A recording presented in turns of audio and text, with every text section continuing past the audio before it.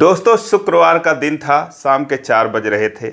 एक महिला जो कि 28 साल की होती है, वो एक बैंक पर आती है।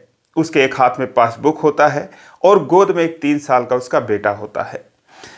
बैंक के अंदर के सारे कर्मचारी जा चुके थे। सिर्फ गार्ड जो है अंदर से ताला लगाकर बैठा था और जो बैंक के मैनेजर थे वो अपनी केबिन में आधे घंटे के लिए कुछ और काम था, इसीलिए वो बैठे थे। लेकिन जब वो महिला आती है, चैनल यानी कि दरवाज़ा खटखटाती है, तो जो अंदर से गार्ड था वो आता है, कहता क्या काम है। महिला कहती है कि मुझे पैसों की बड़ी सख्त ज़रूरत है, मुझे पैसे निकालने हैं। वो कहता है कि आज कहाँ पैसे मिलेंगे, अब सोमवार को आना। लेकिन वो वहाँ पर उससे कहती है कि मेरा जो बेटा है बहुत बीमार है, इसकी हालत ख़राब है, मुझे पैसों की बहुत सख्त ज़रूरत है। लेकिन इसमें गार्ड कुछ कर नहीं सकता था क्योंकि सारे स्टाफ जा चुके थे, बैंक बंद हो चुका था, सिस्टम सारा ऑफ हो चुका था। इसीलिए वो अंदर चला जाता है, जाकर बैठ जाता है और इधर ये बड़बड़ाती रहती है, रोने लगती है, चिल्लाने लगती है। उसकी आवाज़ जब मैनेजर साहब के कानों में पड़ती है, तब वो बाहर आते हैं और दरवाजे के अंदर से उसे पूछते हैं क्या हाल है। अपनी व्यथा बताती है। फिलहाल वो इसमें कुछ कर नहीं पाते हैं, लेकिन जब उसकी हालत जो है वो सीरियस देखते हैं, तब फिर वो उसकी मदद कर देते हैं। लेकिन दोस्तों, ये मदद करना उनके लिए इतना भारी पड़ जाता है कि जिसे वो पूरी ज़िंदगी भूल नहीं पाते हैं। दोस्तों, क्या कुछ होता है, एक बहुत ही अनोखी कहानी। आइए जानते हैं पूरी कहानी इस वीडियो में। लेकिन वीडियो में आगे बढ़ने से पहले बस वही रिक्वेस्ट, वीडियो को लाइक कर दीजिए, चैनल को भी सब्सक्राइब कर लीजिए ताकि मेरा हौसला बढ़ता रहे। दोस्तों, ये कहानी है उत्तर प्रदेश के देवरिया की। एक महिला होती है जिसका नाम आशा होता है। उसकी उम्र 28 साल की थी। ये बात है जुलाई 2025 की, जब वो अपने 3 साल के बेटे को लेकर, जिसका नाम मयंक होता है, उसको लेकर बैंक पर आती है। शाम को 4 बज रहे थे। बैंक के अंदर जो मैनेजर होते हैं, जिनका नाम अनुराग होता है, वो बैठे थे और साथ में उनके एक गार्ड बैठा था जो कि अंदर से ताला लगा रखा था। सारे स्टाफ जा चुके थे। जब वो वहाँ से रिक्वेस्ट करती है, गार्ड कहता है कि नहीं, अब सोमवार को आना पैसों के लिए। तो फिर वो कहती है कि अरे मेरी बात को समझो, मैं और कहाँ जाऊँ, मेरे इस बैंक में पैसे हैं तो मैं कहाँ जाऊँ। लेकिन गार्ड कुछ कर नहीं सकता था, अंदर चला जाता है। जब अनुराग के कान में उसकी आवाज़ पड़ती है तो वो बेल बजाते हैं। गार्ड कैबिन में जाता है, उससे पूछते हैं कि बाहर कोई कुछ बोल रहा है क्या। कहता है कि हाँ, एक महिला आई है और ऐसे ऐसे कह रही है, उसके साथ एक बच्चा है, मजबूरी बता रही है, पैसे मांग रही है। वो दोस्तों अपने केबिन से निकल कर आते हैं, जो अनुराग होते हैं। अनुराग की उम्र 35 साल की होती है। उस महिला को देखते हैं और कहते हैं कि भाई बैंक तो बंद हो चुका है। लेकिन वो काफ़ी रिक्वेस्ट करती है, कहती है देखो मेरी मदद करने वाला कोई नहीं है और अगर मेरे इस बेटे के सिवा मेरा इस दुनिया में कोई नहीं है। अगर इसे कुछ हो गया तो फिर मैं जी नहीं पाऊंगी। आप प्लीज़ मुझ पर दया कीजिए, रहम कीजिए। लेकिन दोस्तों, अनुराग कुछ कर नहीं सकते थे। क्लोजिंग हो चुका था बैंक का और फिर अगले दिन शनिवार को बंद होने वाला था, फिर संडे, फिर मंडे को ही बैंक खुलता। लेकिन जब वो अपनी व्यथा बता रही थी और पासबुक उनके आगे फेंक देती है, कहती ये लीजिए, देख लीजिए, मेरे अकाउंट में पैसा है, तो दोस्तों जो गार्ड है वो झल्ला जाता है।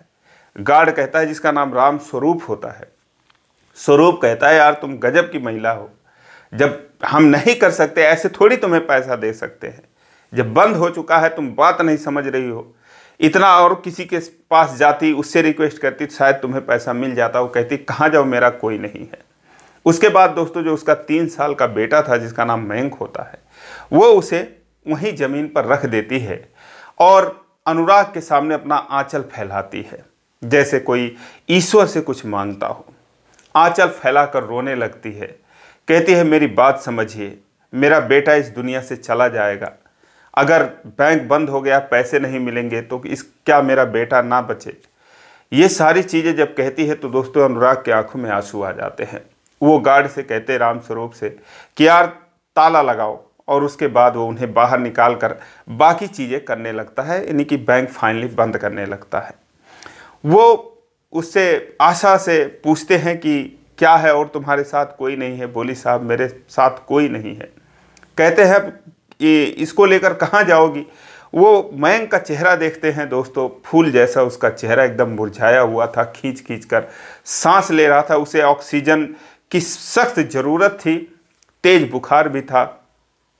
जब उसे देखते हैं कहते हैं इसको लेकर तुम कहाँ जाओगी और पहले क्यों नहीं आई तुम। कहती है कि सारा दिन मैं इसी को लेकर भागती दौड़ती रही, कभी इस डॉक्टर के पास कभी उस डॉक्टर के पास। जब दिन भर मैं इलाज कराती रही, लास्ट में जाकर उन्होंने जवाब दे दिया, उन्होंने कहा कि अगर जान बचानी है तो बड़े अस्पताल लेकर जाओ। तो इसीलिए अब मेरे पास पैसे कुछ भी नहीं थे, मैं आपके पास आई थी।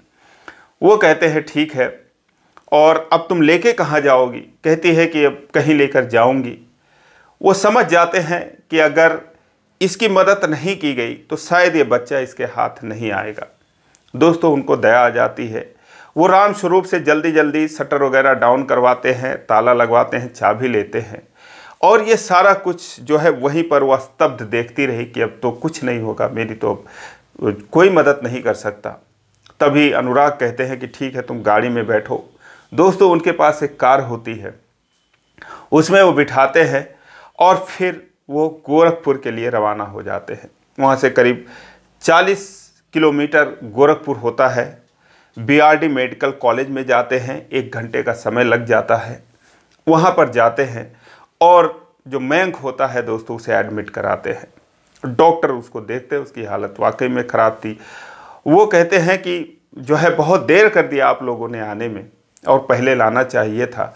लेकिन वो बात करते हैं, कहते हैं कि ऐसा है कि देखो ये एक सी महिला है, मैं तो बैंक का मैनेजर हूँ और इस बच्चे के सिवा इनका और कोई नहीं है शायद इस दुनिया में, तो कैसे भी करके आप लोग इस बच्चे को बचाइए। डॉक्टर कहते हैं कि मेरे लिए तो हर मरीज इम्पॉर्टेंट है, महत्वपूर्ण है, लेकिन मैं कोशिश 100% हम लोग करते हैं किसी भी मरीज़ के लिए, आप चिंता ना करें, हमारे लायक होगी तो हम ज़रूर इसको बचा लेंगे। और फिर दोस्तों उसे वो लेकर आईसीयू में चले जाते हैं। जब अंदर लेकर जा रहे थे तो आशंकाओं से घिरी हुई जो आशा थी, वो उसकी जो माँ थी, वो वहीं पर फूट फूट कर दहाड़े मारकर रोने लगती है। अनुराग उसे संभालते हैं, कहते हैं कि अब तो इलाज शुरू हो गया है, अब क्यों जो है इतना रो रही हो, अब तो बस दुआ करो ऊपर वाले से कि ये ठीक हो जाए।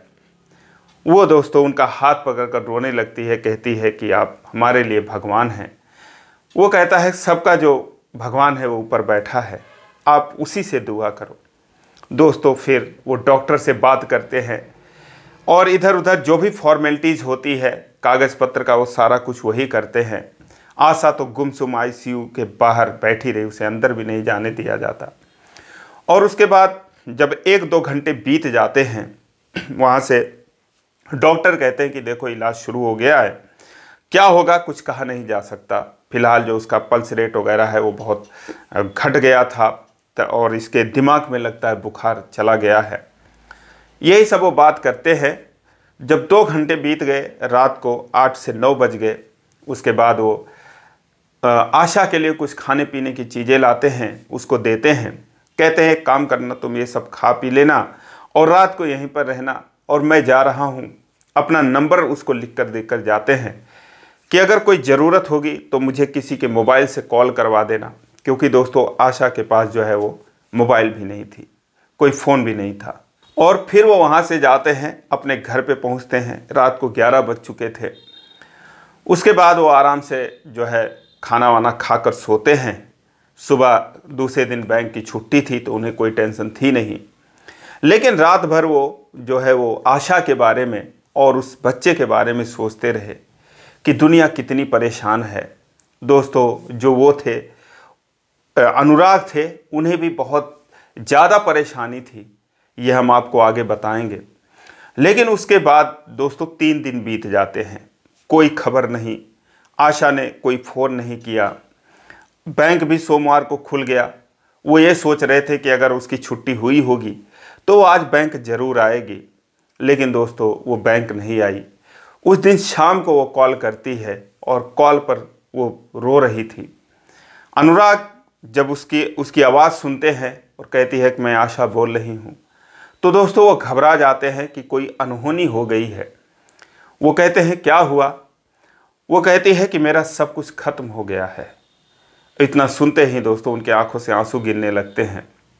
कहते हैं क्या हुआ, ये सब कैसे हुआ, कब हो गया, और तुम आज बता रही हो। वो कहती है कि जो डॉक्टर हैं यहाँ के, उन्होंने जवाब दे दिया है। वो बोले कि या तो इसको घर ले जाओ या फिर लखनऊ ले जाओ अगर ले जा सकती हो, क्योंकि यहाँ पर जो होना था वो हो गया है और इसके दिमाग में कोई प्रॉब्लम है जिसकी सर्जरी करनी पड़ेगी। बुखार की वजह से कोई नस इसकी डैमेज हो गई है, तो इसीलिए मैं इसको अब घर लेकर आ रही हूँ, क्योंकि और अब मैं कहीं नहीं जा सकती। मुझे कुछ नहीं पता है, मेरे पास कुछ बचा भी नहीं है। दोस्तों जब वो आ रहे थे उसे 2000 रुपये दिए थे, वो रुपए उसके ख़त्म हो चुके थे। अब जब उसकी रुलाई ये सुनते हैं, उसका दर्द सुनते हैं, तो दोस्तों ये बहुत ही दुखी हो जाते हैं। कहते हैं कि लखनऊ जाओ, वो कहती है मैं नहीं जा सकती। उसके बाद वो कहते हैं ठीक है तुम हो कहाँ पर, कहती मैं अभी यहीं पर हूँ। कहते हैं ठीक है तुम वहीं पर हो, मैं आ रहा हूँ। और दोस्तों उसके बाद अनुराग जो है अपनी गाड़ी स्टार्ट करते हैं, समय से पहले थोड़ा बैंक से निकल लेते हैं और फिर वो गोरखपुर जाते हैं। वहाँ पर जब जैसे उनको वो देखती है दोस्तों, उनके सीने से लिपट कर रोने लगती है। कहती मेरा सब कुछ ख़त्म हो गया है। जो मयंक था उसको वहीं पर वो सुला रखी थी, उसको वो देखते हैं तो दोस्तों उसकी हालत वैसी ही थी जैसे उस दिन थी। उसके बाद वो फिर उसे गाड़ी में बिठाते हैं और वहाँ से लखनऊ लेकर जाते हैं पीजीआई में, क्योंकि वो ठान कर आए थे कि जो भी हो, जितना भी पैसे लग जाए, मैं इस महिला की मदद करूँगा, इस बच्चे की मदद करूँगा। दोस्तों उसके बाद वहाँ पर जाते हैं, वहाँ उसका एडमिशन होता है, इलाज शुरू होता है, बेहतर इलाज होता है। उसके इलाज में 15 दिन लग जाते हैं, उसका ऑपरेशन होता है और फिर आखिरकार करीब 3 लाख रुपए उसमें खर्च होते हैं। और जो मयंक था दोस्तों, आखिरकार उसे होश आता है, वो ठीक होता है, बोलने चालने लगता है। लेकिन इन 15 दिन में दोस्तों जो अनुराग थे वो करीब 3-4 बार लखनऊ जाते हैं, इधर अपनी ड्यूटी करते हैं और दिन रात एक करके किसी तरीके से उस बच्चे को वो बचा लेते हैं। अब जब मयंक बच जाता है दोस्तों, आशा की खुशियों का कोई ठिकाना नहीं, उसके सिवा उसका कोई नहीं था। क्योंकि जो उसका पति था दोस्तों मुंबई में कोई काम करता था, लेकिन बदमाश टाइप का था और उसे बदमाश लोग ही मुंबई में मार देते हैं और इसलिए वो अकेली रह जाती है। अपने पति की लाश भी अंत समय में नहीं देख पाती है। किसी तरीके से अपने बच्चे को लेकर वो रह रही थी, अकेले रह रही थी। जो सास ससुर थे वो अलग बेटे बहुओं के साथ रहते थे, लेकिन इसकी कोई कुछ मदद नहीं करता था। किसी को दया आ जाती थी, किसी रिश्तेदार को, तो 1000-2000 दे देता था और उसी से उसका खर्चा चलता था, क्योंकि वो कहीं बाहर काम भी नहीं कर सकती थी। क्योंकि दोस्तों वो जिस बिरादरी की थी, ऊंची बिरादरी की थी, अगर वो कहीं बाहर काम करती तो मजदूरी करती, छोटा काम करती, तो उसके सास ससुर जो कि उसे अपना मानते नहीं थे, उनके इज्जत को ठेस पहुंचती और इसीलिए वो कोई काम भी नहीं कर सकती थी। अंत में उसकी हालत ऐसी हो चुकी थी।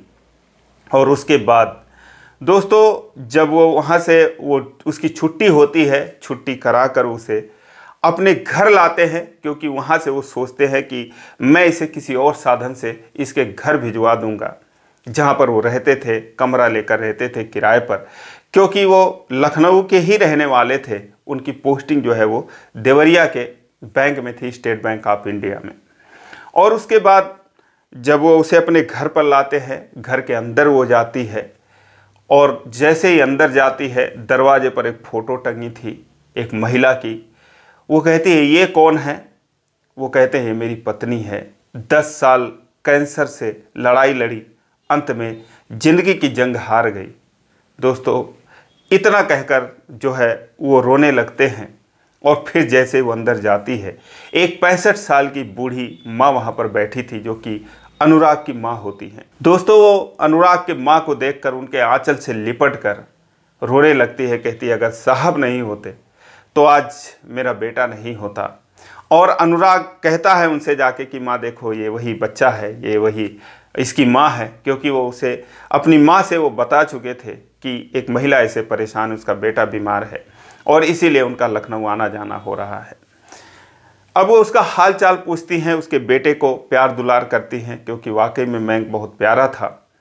और उसके बाद फिर उसके लिए चाय बनाने जाती हैं। लेकिन जो आशा थी वो कहती है कि अम्मा मैं बना देती हूँ। वो कहती कोई बात नहीं, मेरा ही काम है ये। दोस्तों, माँ बेटे जो है अकेले ही रहते थे। पिता की मौत हो चुकी थी, पत्नी की मौत हो चुकी थी। 10 साल तक कैंसर से वो लड़ाई लड़ी, कोई बच्चा भी नहीं था उनका। और इस तरह से उनकी भी ज़िंदगी एकदम वीरान थी, उजड़ी हुई थी।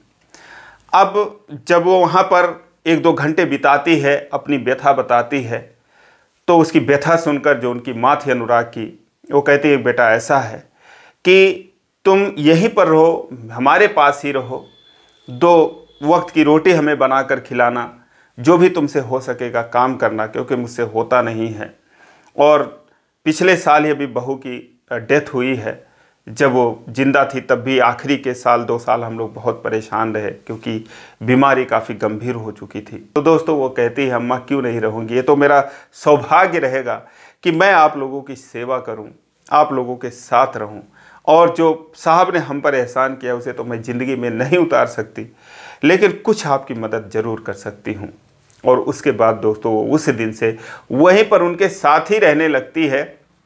खाना पानी बनाती, कपड़े धोती, टिफ़िन पैक करके अनुराग को देती, सारा काम करती। सुबह शाम जो है अनुराग की माँ की पैर दबाती, सारा काम करती। लेकिन जब महीने 2 महीने बीत गए दोस्तों, उसके बाद जब उसके सास ससुर को ये बात पता चला, कुछ लोगों ने कहा कि अरे तुम्हारी जो बहू है वो एक छोटे बिरादरी के घर में रहती है। दोस्तों, जो मैनेजर साहब थे उनकी बिरादरी छोटी थी। वो कहती है कि उसके घर में रहती है, उसके कपड़े धोती है, उनका जूठन साफ करती है। अब दोस्तों, इनके यहाँ पर जो इज्जत थी इनकी, जो ये समाज के ठेकेदार थे, इनको जो है ठेस लगती है इस बात की। और वो जाते हैं पुलिस में शिकायत दर्ज करने। पुलिस जो है अनुराग को बुलाती है, आशा को बुलाती है, पूछताछ करती है। उसके सामने जब उसके सास ससुर होते हैं और भी 1-2 लोग थे, आशा कहती है कि ये लोग कौन है, इन्हें तो मैं पहचानती ही नहीं, इनकी तो मैं शक्ल देखना नहीं चाहती हूँ, क्योंकि ये वो लोग हैं कि जो इनके बेटे की मौत हो गई, ये लोग ये भी ज़रूरी नहीं समझे कि वहाँ जाकर मुंबई में पता लगाए क्या हुआ कैसे हुआ। और आज जब मेरे बेटे को इन्होंने इलाज करवा दिया, 3 लाख रुपए लगा दिया, उसकी जान बच गई, तब इन लोगों को अब तकलीफ़ हो रही है। अब दोस्तों, जो इंस्पेक्टर साहब थे वो भी ऊंची ही बिरादरी के थे। वो समझाते हैं, कहते यार हम भी तुम्हारी ही बिरादरी के हैं, लेकिन यार इस तरीके से तुम लोग, पहले इंसानियत तो होनी चाहिए। और अपने नाती को तुम लोग ऐसे ही मरता हुआ छोड़ दिए और अब आए हो, क्या मुंह लेकर आए हो। उल्टा उन्हीं को नसीहत देकर वहाँ से भगा देते हैं। वो कहते हैं जहाँ पर ये रहना चाहती है, जहाँ पर काम कर रही हैं, वहीं पर इनको रहने दीजिए और ज़रा भी कुछ भी करने की कोशिश नहीं करना आप लोग। लेकिन दोस्तों, इतने से कहाँ मानने वाले। वो लोग कुछ ही दिन बाद अपने रिश्तेदार को बुला लेते हैं और गांव के लोगों को बुला लेते हैं। बैंक का जाकर वो लोग घेराव कर देते हैं, कहते हैं हाय हाय के नारे लगाने लगते हैं बैंक मैनेजर के खिलाफ, अनुराग के खिलाफ। अब दोस्तों, फिर पुलिस आती है, वही इंस्पेक्टर आते हैं जिनका नाम प्रभात होता है। जब वो आते हैं और उसके बाद वहाँ से मार पीट कर भगाते हैं और कहते हैं आइंदा अब अगर कुछ सुनाई दिया तो मैं तुम सारे लोगों के खिलाफ FIR दर्ज करूँगा। उसके बाद जब जेल जाओगे तब पता चलेगा तुम लोगों को क्या पड़ी है और इस तरीके से परेशान कर रहे हो। दोस्तों, उसके बाद वो लोग तो चले जाते हैं, लेकिन वो अनुराग से मिलते हैं। कहते हैं सर, एक काम क्यों नहीं कर लेते आप, आपकी उम्र 35 साल की है, ये अभी 28 साल की हैं, और आपकी भी दुनिया वीरान है, इनकी भी दुनिया उजड़ी हुई है, तो आप शादी क्यों नहीं कर लेते। अब अनुराग जब इंस्पेक्टर की ये बात सुनते हैं तो कहते हैं कि अभी तो ये हाल है, अगर मैं शादी कर लूँगा, और वैसे भी अगर मैं शादी कर लूँगा तो ये पता नहीं करना चाहेंगी कि नहीं करना चाहेंगी मुझसे शादी, तो ये भी इनके साथ नाइंसाफ़ी होगी, और अगर कर भी लूँगा तो ये जो लोग हैं ये तो मुझे जीने नहीं देंगे। वो कहते हैं इसकी टेंशन आप मत लो, मैं देखूँगा। फिर वो जाते हैं, जो आशा थी उससे बात करते हैं, कहते हैं कि देखो तुम मुझे अपना भाई समझो, क्योंकि मैं भी तुम्हारे ही कास्ट का हूँ, तो तुम इनसे शादी कर लो। वो कहती है कि भाई अगर ये मुझे अपने घर में ही रहने दे रहे हैं यही बहुत बड़ी बात है। मैं इतनी सौभाग्यशाली कहाँ कि ऐसे इंसान की, ऐसे देवता समान इंसान की मैं पत्नी बनूं। लेकिन दोस्तों आखिरकार वो बातचीत कराते हैं और इन दोनों की शादी करवाते हैं इसी फरवरी 2026 में। और उसके बाद दोस्तों आज ये लोग बहुत खुश हैं, बहुत ही अच्छे से रह रहे हैं। लेकिन दोस्तों अगर उस दिन 2 मिनट की देरी हो गई होती, मान लो वो निकल गए होते बैंक से, तो उसके बाद कुछ भी नहीं हो सकता था। लेकिन लगता है कि ऊपर वाला जो भी करता है दोस्तों वो सोच समझ कर करता है। तो दोस्तों ये रही आशा और अनुराग जी की कहानी। मेरा ये वीडियो बनाने का मतलब किसी का दिल दुखाना नहीं, किसी के भावनाओं को ठेस पहुंचाना नहीं था। बस मुझे ये इनकी कहानी बहुत अच्छी लगी, इसीलिए मुझे ज़रूरी समझा कि मैं आप सबको बताऊं। फिलहाल आपकी इस पर क्या राय है कमेंट में ज़रूर बताएं और इसी प्रकार की कहानी के लिए इस चैनल को सब्सक्राइब करें। वीडियो को लाइक नहीं किया अभी तक तो लाइक कर दीजिए। फिर मिलेंगे अगले वीडियो में, तब तक के लिए जय हिंद।